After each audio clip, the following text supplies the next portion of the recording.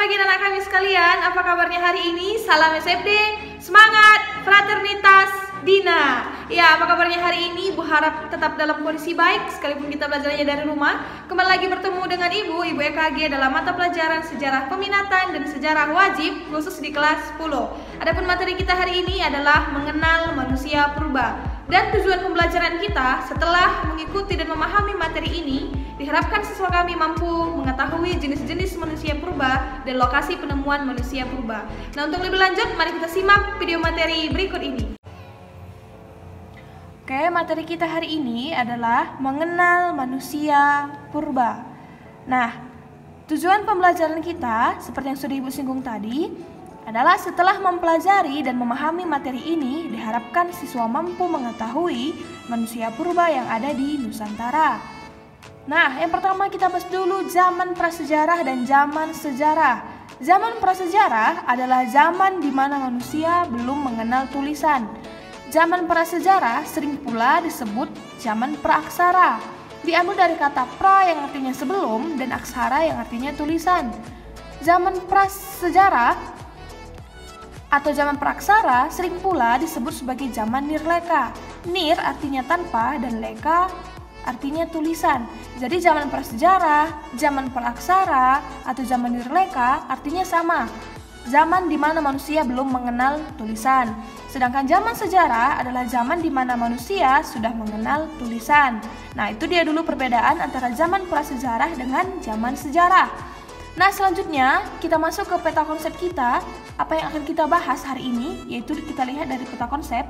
Yang pertama, mengenal manusia purba. Yang kita bahas nantinya tentunya yang pertama, tempat penemuan manusia purba. Di wilayah mana manusia purba ditemukan? Nah, berikutnya ada teori evolusi manusia, yaitu teori Charles Darwin. Nah, jenis manusia purba. Nanti jenis manusia purba itu ada 3. Jenis Meganthropus, jenis Pithecanthropus, dan jenis Homo, ya. Nah, wilayah tempat penemuan manusia purba nanti ada di Sangiran dan di Trinil atau Ngawi. Ada 2 tempat penemuan manusia purba. Itu dia peta konsepnya.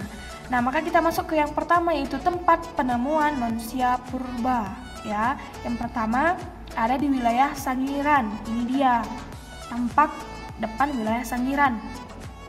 Lokasi ini terletak di Jawa Tengah, sekitar 15 km sebelah utara Surakarta, di lembah Sungai Bengawan Solo. Fitur penting dari situs ini adalah geologi daerah. Ini dia ya, wilayah Sangiran tadi, tempat ditemukannya manusia purba. Nah, penemu wilayah Sangiran itu adalah Gustav Hendrich Raff von Koenigswald, ya. Itu dia. Sangiran pertama kali ditemukan disingkat FEC Semuling sebenarnya tahun 1864. Namun, tempat ini menjadi sangat terkenal karena penemuan fosil Homo erectus oleh von Koenigswald. Ya, itu dia penemunya. Nah, ini dia Homo erectus yang ditemukan di wilayah Sangiran. Ciri-ciri fisiknya, dahi sangat sempit, tulang kening menonjol, pipi lebar menonjol, mulut menjorok ke depan, tengkorak pendek memanjang. Itu dia ya, ditemukan tahun 1969. Ini dia contoh foto patung ilustrasi Homo erectus, manusia purba. Nih, ya. Nah, berikutnya tempat atau lokasi penemuan manusia purba ada di Trinil Ngawi. Ya, wilayah Ngawi. Ini dia. Trinil terletak di sebuah desa di pinggiran Bengawan Solo, masuk wilayah administrasi Kabupaten Ngawi, Jawa Timur. Nah, di sini juga adalah ditemukan manusia purba. Penemu Trinil atau wilayah penemuan manusia purba tadi, ini dia, Eugene Du Bois, ya, merupakan sejarawan dari Belanda. Nah, dia menemukan manusia purba yang dijuluki Pithecanthropus erectus. Ini dia, jenis manusia purba yang ditemukan, Pithecanthropus yang ditemukan di Trinil, yaitu ciri-cirinya tonjolan pada kening, hidung lebar, tulang pipinya kuat dan menonjol, tingginya sekitar 165 sampai 180 cm, volume otaknya antara 750 sampai 1300 cc, dan pemakan segalanya atau omnivora. Ya, itu dia. Nah, ada yang namanya peta wilayah Sangiran dan Trinil. Ini dia ya, aku wilayah peta Sangiran dan Trinil. Jadi, wilayah Sangiran dan Trinil itu berdekatan, tidak terlalu jauh, ya. Sekarang kita masuk ke jenis manusia purba yang hidup pada zaman praksara. Nanti ada 3 ternyata jenis manusia purba yang hidup zaman praksara, zaman di mana manusia belum mengenal tulisan tadi. Yang pertama ada jenis Meganthropus, nih ya. Kemudian ada jenis Pithecanthropus. Berikutnya jenis Homo. Ini dia jenis Meganthropus. Nah, Meganthropus ini ditemukan berdasarkan penelitian von Koenigswald di Sangiran tahun 1936 dan 1941. Diberi nama Meganthropus paleojavanicus yang artinya manusia raksasa dari Jawa. Nah, ciri-cirinya memiliki rahang yang kuat, badan tegap, makanan jenis manusia ini tumbuh-tumbuhan, kemudian diperkirakan hidup pada zaman Pleistosen awal. Yang kemarin sudah Ibu jelaskan ya kan, zaman dimana es lagi marak-maraknya di dunia, ya, termasuk ke pembagian zaman Neozoikum, ya, Neozoikum. Nah, berikutnya kita ke jenis Pithecanthropus. Jenis Pithecanthropus ditemukan berdasarkan penelitian Eugene Du Bois tahun 1890 di daerah Trinil, sebuah desa di pinggiran Bengawan Solo di wilayah Ngawi. Nah, diberi nama Pithecanthropus erectus yang artinya manusia kera yang berjalan tegak. Jenis ini juga ditemukan di Mojokerto sehingga disebut Pithecanthropus mojokertensis. Jadi nanti aku kenapa ada banyak jenis, misalnya Meganthropus erectus, terus Meganthropus paleojavanicus, ini juga Pithecanthropus erectus, ada juga Pithecanthropus mojokertensis. Itu sebenarnya wilayah penemuan manusia purba itu sendiri. Nama belakang dari manusia purba yang disebutkan tadi adalah wilayah penemuannya. Misalnya Pithecanthropus mojokertensis ditemukan di Mojokerto, dia jenis Pithecanthropus. Nah, itu ya. Makanya nanti kenapa ada banyak penamaan kepada manusia purba. Nah, selanjutnya jenis Homo. Homo dalam arti sudah mendekati kemiripannya dengan manusia. Enaku bukan Homo yang lain-lain. Tolong fokus ya. Nah, ada tulang dahi masih menonjol, itu ciri-cirinya. Bentuk muka lebar, hidungnya lebar dan besar, volume otak 1000 sampai 1200 cc. Nah, berat 30 sampai 150 kg. Pemakan segalanya atau omnivora, dan food producing, artinya sudah berhasil menciptakan makanan, food producing, ya. Itu dia. Nah, nantinya jenis Homo ini terbagi menjadi 2. Ini kita lihat dari berdasarkan tengkorak yang sudah ditemukan oleh sejarawan. Ada dia namanya manusia wajak atau Homo wajakensis, ada pula nanti namanya manusia liang buah atau Homo floresiensis. Nah, ini dia ciri-ciri Homo wajak.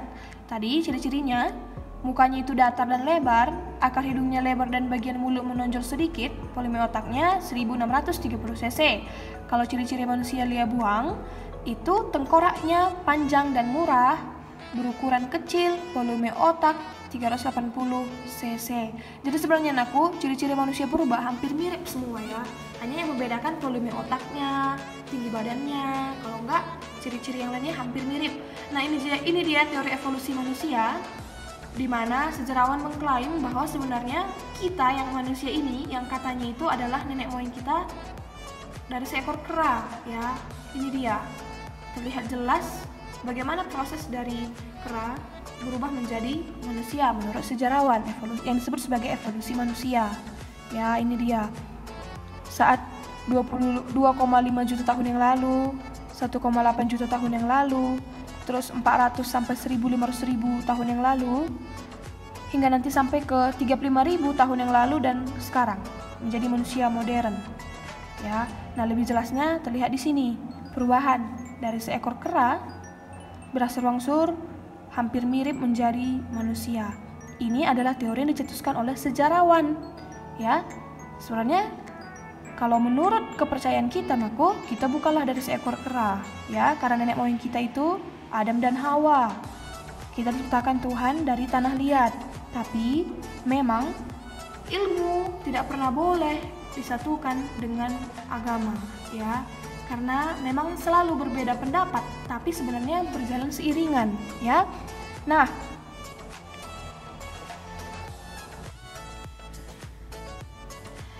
alasan kenapa nanti Charles Darwin menyatakan bahwa manusia merupakan evolusi dari monyet karena ada dua alasan. Ya, yang pertama, sama-sama termasuk ordo primata atau golongan menyusui. Kalau kita pernah belajar di biologi, kan ada kingdom, ordo, genus, family. Nah, kita termasuk ke ordo primata. Ya, golongan menyusui artinya manusia, kera itu hampir sama-sama menyusui. Yang kedua, sama-sama punya sifat grooming. Grooming artinya punya sifat karakteristik yang hampir sama-sama boleh mengasihi, sama-sama peduli, sama-sama hidup bermasyarakat, atau monyet hidup bergelombol gitu. Itunya dua alasan kenapa sering disebut manusia itu evolusi dari kera. Ya, tapi sampai sekarang pendapat dari Charles Darwin itu lagi berusaha dicari dan dimatikan oleh sejarawan yang lain. Ya, karena memang kita nggak setuju kalau kita manusia merupakan evolusi dari kera. Ya, nah akhirnya kita sampai kepada kesimpulan materi kita hari ini. Manusia purba ditemukan pada masa praaksara, yaitu di mana manusia belum mengenal tulisan, dan manusia purba ditemukan di dua lokasi, yaitu Sangiran dan Trinil atau wilayah Ngawi. Ada 3 jenis manusia purba yang ditemukan pada masa itu, yaitu jenis Meganthropus, Pithecanthropus, dan Homo. Kemudian teori Charles Darwin menyatakan bahwa manusia sekarang merupakan hasil evolusi dari kera yang hingga saat ini menjadi pro dan kontra di masyarakat. Ya, terima kasih kepada anak kami karena tetap memperhatikan kegiatan pembelajaran sampai selesai, dan jangan lupa kerjakan tugasnya kirim ke Google Classroom. Terima kasih.